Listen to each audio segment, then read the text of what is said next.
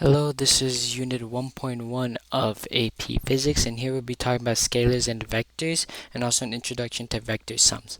With every unit that we're going to be talking about, we're going to be first looking at the CED. The reason for this is because it shows for the learning objectives and the essential knowledges that we have. First of all, the learning objective that we're going to be tackling in this video is the difference between scalars and vectors using magnitude and directions, and how they are shown in terms of vectors in equations, but also have an introduction of vector sums into this unit. The reason for it being an introduction is because vector sums require background knowledge, which I will be talking about in this video. And if you don't have the background knowledge, I suggest you go and have to understand that since you need it for this. But I'll be giving you guys basic introduction to vector sums, but I'll have a separate video for that. So first, scalars and vectors, I'm going to put them as S and V. So S for scalars, V for vectors. Scalars only have a magnitude associated with them. They only have a how much. They only have a how. They only have a quantity associated with it. So this can be shown with speed, time, and position. These all have a quantity. These all can be shown as a 5. And then with the respective units associated with them. To get a little bit off track with this respective units, it's important that you understand the units for each single variable and each single factor is because that on your FIQ and also potentially your teacher that are going to be quizzing you guys, they will be requiring for those units to be associated to your answers and to your problems. Anyways, these all have a how much associated to it. They all have a 5 other meters, seconds, time, anything you want that are respective to that variable, but they all have a how much associated to them. How fast are we going? How many seconds are we at? What position are we at? They all have a how much associated with them, and this is for all variables. The reason for this is because magnitude vectors also have a magnitude associated with them. But on top of this, they have a direction. So with also having the how much here, you also have the direction associated with them. And with directions, they're normally seen in north, south, east, west. But also they can be seen in up, down, right, left. So the main vectors that are variables that are going to be shown here are velocity, acceleration, and displacement. But these will all still have the how much. They can still carry that 5 that we had before. But instead, it'll be 5 and it'll be one of these directions associated with them. These directions need to be associated with vectors. That's what they make them different. And this can be seen in equations where the velocity will have an arrow dictating which direction it's going. It will have an arrow dictating if it's going up, down, left, right, but all vector quantities will have an arrow associating which way it's going. Because it can either be like this, but also could be like this, like this, like that. It could be any sort of those.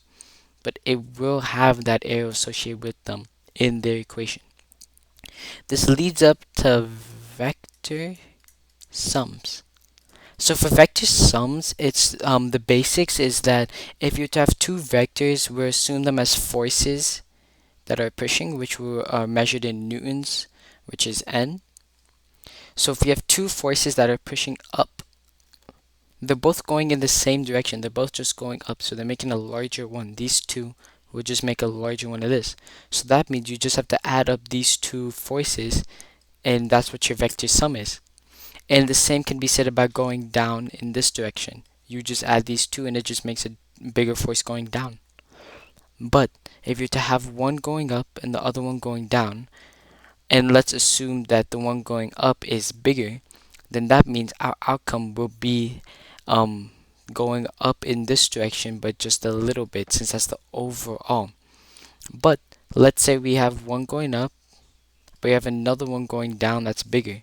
When we add this up, it will mean that the overall force is going down. But this is all if they're both going in the same direction, north, south, east, west, left, right, up, down.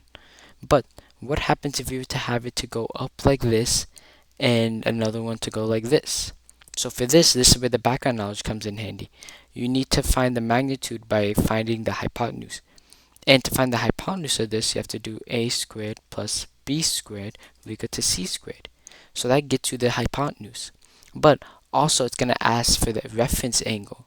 The reference angle is the angle that's found in this triangle, and it's a reference angle, so it's different. And normally it is shown by theta.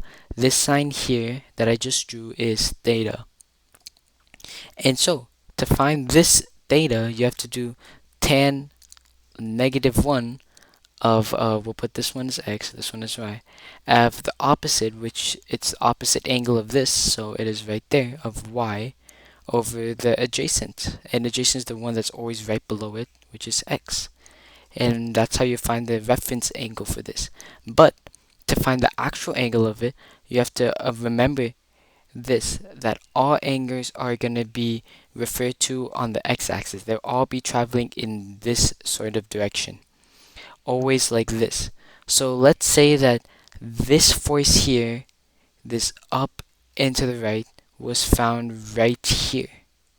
And let's assume that theta will equal to 52.2. That means our reference angle traveling from x up to here is just 52.2, because this is 0 and we just went up to 52.2.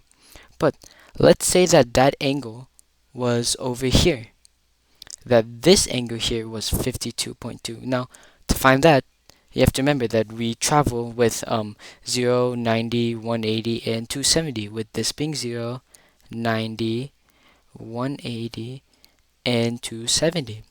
So to go from here all the way to this angle right here, to the line, that means we have 180 going in this entire direction all the way up into here, but we also add the 52.2. So to plot my calculator, 180 plus 52.2 will equal to 232.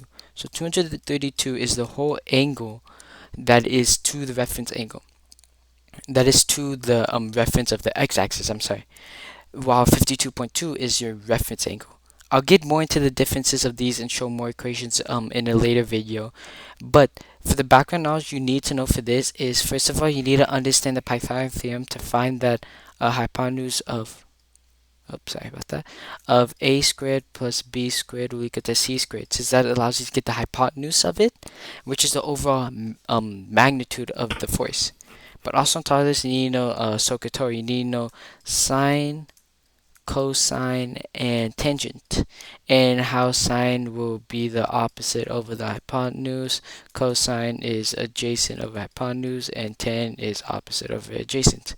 And you need to find these two, and also you need to understand that whenever you're finding the angle, you will have to use the negative of it.